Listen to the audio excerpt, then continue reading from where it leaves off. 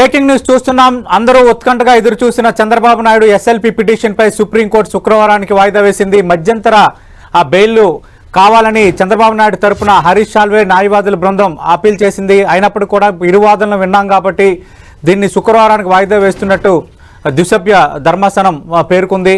మనకు తెలుసు అటు ఏపీ ఫైబర్ నెట్కి సంబంధించి ముందస్తు బెయిల్ పైన కూడా సుప్రీంకోర్టులో చంద్రబాబు నాయుడు పిటిషన్ వేశారు. దాన్ని కొద్దిసేపటి కిందటే సుప్రీంకోర్టు శుక్రవారానికి వాయిదా వేసింది. ఇప్పుడు లేటెస్ట్గా చంద్రబాబు నాయుడు ఎస్ఎల్పీ పిటిషన్ కూడా శుక్రవారానికి వాయిదా వేసింది. ఇక మధ్యంతర బెయిల్ ఇవ్వాలని సుప్రీంకోర్టును చంద్రబాబు నాయుడు తరపు లాయర్లు కోరారు. ఇప్పటికే ఫైబర్ నెట్ కేసులో ముందస్తు బెయిల్ సుప్రీంకోర్టు వాయిదా వేసిన నేపథ్యంలో ప్రధానంగా 17A చుట్టూ ఇరు పక్షాల మధ్య తీవ్ర వాదోపవాదాలు జరిగాయి. 17Aకి సంబంధించి ప్రధానంగా 2015-16లో జరిగిన అంశం ఇది.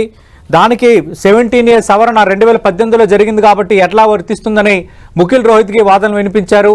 అయితే లేటెస్ట్గా చట్ట సవరణలు జరిగిన పాత కేసులకు ఎలా వర్తింపజేశారంటూ కొన్ని కేస్ స్టడీస్తో హరీష్ సాల్వే ముందుకొచ్చారు. ఒక రకంగా 17A చుట్టే ప్రధానంగా వాదనలు చాలా బలంగా సాగాయి. ఓవరాల్గా మనం చూసుకునేటప్పుడు ముఖ్యంగా అటు ఎస్ఎల్పీకి సంబంధించి వాయిదా వేసే క్రమంలో కనీసం మధ్యంతర బెయిల్ అయినా ఇవ్వాలని చంద్రబాబు నాయుడు తరపు న్యాయవాదులు అప్పీల్ చేశారు. బట్ దానికి సుప్రీంకోర్టు ఒప్పుకోలేదు. ప్రధానంగా ఐపీసీ 482 కింద నిర్ణయం సంబంధించి కూడా వాదోపవాదాలు జరిగాయి. సెక్షన్ 482 కింద క్వాష్ చేయకూడదని ఎంఆర్ షా నేహారిక కేసులో ఇచ్చిన తీర్పుని రోహిత్కి ప్రస్తావించారు. అవినీతి కేసుల్లో ఆధారాలు ఉంటే ఎలాంటి ఎఫ్ఐఆర్ వేటితో సంబంధం లేకుండా ఖచ్చితంగా సెక్షన్ 17A ఎలా వర్తిస్తారన్న అంశాన్ని ముఖిల్ రోహిత్కి తెర ముందుకు తెచ్చారు. రైట్, మరిన్ని వివరాలు అందించడానికి ఢిల్లీ నుంచి మా ప్రతినిధి గోపి సిద్ధంగా ఉన్నారు. గోపి, ప్రధానంగా ఐపీసీ 482 సెక్షన్ 482 అలాగే 17A చుట్టే వాదోపవాదాలు జరిగాయి. మళ్ళీ శుక్రవారానికి వాయిదా వేయడాన్ని ఎలా అర్థం చేసుకోవాలి? ఇంకా కోర్టు ఒక కన్క్లూజన్కి రాలేదనుకోవాలా?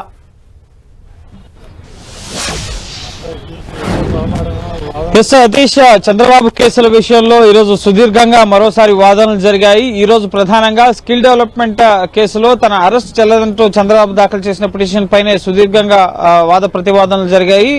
ఏపీ ప్రభుత్వం సిఐడి తరఫున ముకుల్ రోహత్గి సుదీర్ఘంగా వాదనలు వినిపించారు. అనంతరం హరీష్ సాల్వే చంద్రబాబు తరఫున కౌంటర్ ఆర్గ్యుమెంట్స్ వినిపించడం జరిగింది. మరికొన్ని ఆర్గ్యుమెంట్స్ ఏమైనా ఉంటే లిఖితపూర్వకంగా ఇవ్వాలని చెప్పి సూచించడం జరిగింది. సో ఈ రోజుతో ఈ కేసుకు సంబంధించిన కేసు విచారణ ముగిసినట్లుగా కూడా తెలుస్తోంది. శుక్రవారం ఈ కేసుకు సంబంధించిన తీర్పు వెలువరించే అవకాశం కనిపిస్తోంది.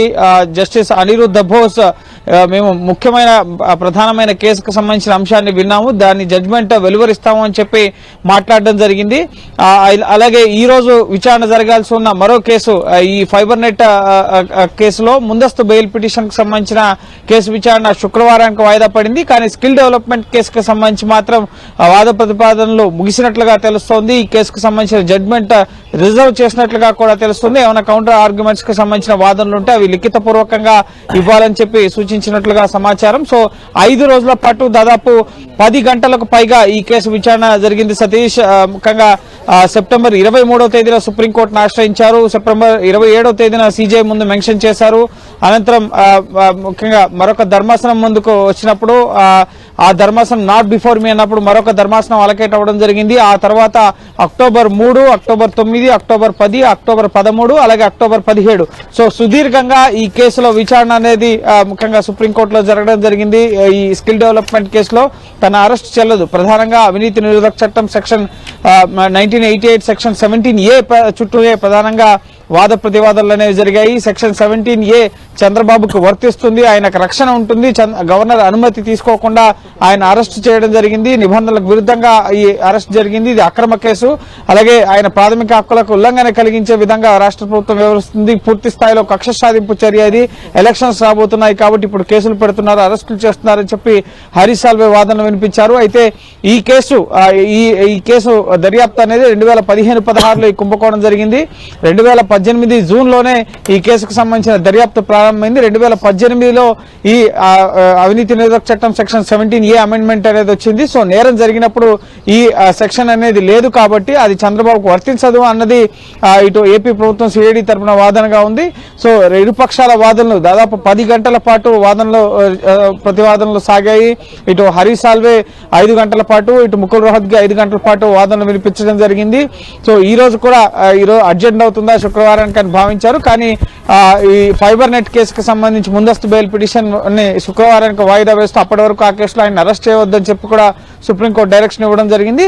ఇక స్కిల్ డెవలప్మెంట్ కేసుకు సంబంధించి ఈ రోజు అసలు అరెస్టే చెల్లదో అన్న ముఖ్యంగా చంద్రబాబు తరపు న్యాయవాదులు ఒకానొక దశలో ఆయనకి మధ్యంతర బెయిల్ అన్నా ఇప్పించండి, సుమారు 40 రోజులుగా ఆయన జైల్లో ఉన్నాడు, ఆయన ఏజ్ ని పరిగణలోకి తీసుకోండి, 73 ఏళ్ల వయసు, మధ్యంతర బెయిల్ అన్నా ఇప్పించండి అని చెప్పి హరీష్ సాల్వే కోరడం జరిగింది. అయితే మధ్యంతర బెయిల్ ఇచ్చేందుకు మాత్రం సుప్రీంకోర్టు నిరాకరించడం జరిగింది. మెయిన్ మ్యాటర్ ఏదైతే ఉందో అది విన్నాం. అంటే ఈ అరెస్టే చెల్లదు, ఎఫ్ఐఆర్ పైన దర్యాప్తు పైన స్టే విధించాలి అని దాఖలు చేసిన పిటిషన్ ఏదైతే ఉందో క్వాష్ పిటిషన్, దానికి సంబంధించి మేము వాదనలు విన్నాం, ఇక జడ్జిమెంట్ ఇస్తామని చెప్పి జస్టిస్ అనిరుద్ధ బోస్ స్పష్టం చేయడం జరిగింది. సో శుక్రవారం ఈ కేసుకు సంబంధించిన తీర్పు ఏమైనా వస్తుందా, లేక కేవలం ఆ రోజు ఈ స్కిల్ ముఖ్యంగా ఫైబర్ నెట్ కేసుకు సంబంధించిన ముందస్తు బెయిల్ విచారణ ఒకటే జరుగుతుందా అనేది కూడా మనం వేచి చూడాల్సి ఉంటుంది. ఎందుకంటే శనివారం నుంచి 9 రోజుల పాటు సుప్రీంకోర్టుకి సెలవులు ఉన్నాయి, దసరా సెలవులు, అక్టోబర్ 29 వరకు కూడా సెలవులు అనేవి ఉన్నాయి కాబట్టి సో ఆ తర్వాత జడ్జిమెంట్ ఇస్తారా, ముందు ఇస్తారా అనేది కూడా మనం వేచి చూడాల్సి ఉంటుంది. ఈ రోజు కూడా ఇటు ముకుల్ రోహత్గి 482 ఐపీసీ 482 కింద ముఖ్యంగా సిఆర్పిసి 482 కిందకు సంబంధించి ఈ ఏదైతే పిటిషన్ ని కొట్టివేయాలి అని చెప్పి కోరుతున్నారో అది చెల్లదు అన్న విషయాన్ని కూడా స్పష్టం చేశారు.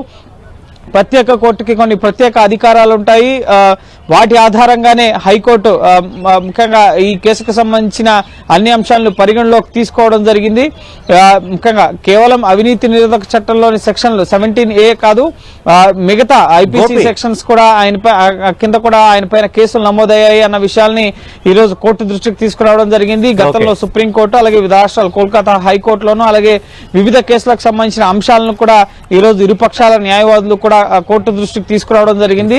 సెక్షన్ 17A ఎందుకు వర్తించదు అన్నది ముకుల్ రోహత్గి వాదనలు వినిపించారు. ఎందుకు వర్తిస్తుంది, కేవలం కక్ష సాధింపు చర్య, ఎలక్షన్స్ రాబోతున్నాయి, అలాగే గతంలో ఎఫ్ఐఆర్ నమోదు చేసినప్పుడు ఆయన పేరు లేదు, రీసెంట్ గా ఎఫ్ఐఆర్ నమోదు చేసినప్పుడు అందులో ఆయన పేరుంది, రీసెంట్ గా ఆయన అరెస్ట్ చేసిన తర్వాత ఈ కేసులో ఆయన్ని చేర్చారు అన్న విషయాన్ని హరీష్ సాల్వే వాదనల సందర్భంగా వినిపించడం జరిగింది. సో ఇరుపక్షాల వాదనలు అయితే విన్నారు సతీష్. సో శుక్రవారం ఎటువంటి తీర్పు వస్తుంది, ఆ రోజే ఇస్తారా లేక వెకేషన్ తర్వాత ఈ కేసులో తీర్పు ఇవ్వడం జరుగుతుందా, అలాగే ఈ ఫైబర్ నెట్ కేసుకు సంబంధించి ముందస్తు బెయిల్ పిటిషన్ పైన కూడా శుక్రవారం విచారణ జరగబోతుంది. ఆ రోజు ఉదయమే విచారణ చేపడతా ఉన్నారు. సో చూడాలి శుక్రవారం ఎటువంటి డిసిషన్ సుప్రీంకోర్టు ఈ చంద్రబాబు కేసుల విషయంలో ఇస్తుందనేది. రైట్ గోపి.